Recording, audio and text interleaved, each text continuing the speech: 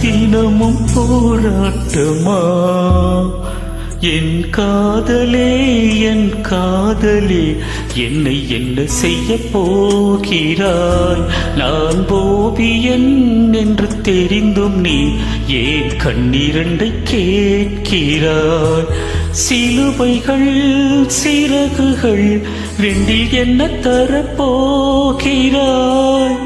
கிள்ளுவதை கிள்ளிவிட்டு